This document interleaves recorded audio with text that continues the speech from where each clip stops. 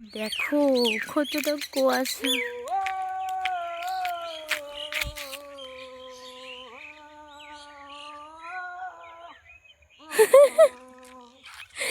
এটা কি হলো? কি করে? আমি তো ভয় পেয়ে গেছি।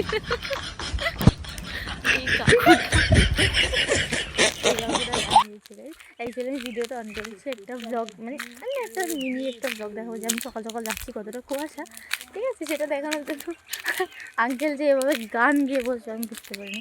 তো দেখো তোমরা কতটা কুয়াশা, এই যে দেখো, ওই যে পিছে দেখো।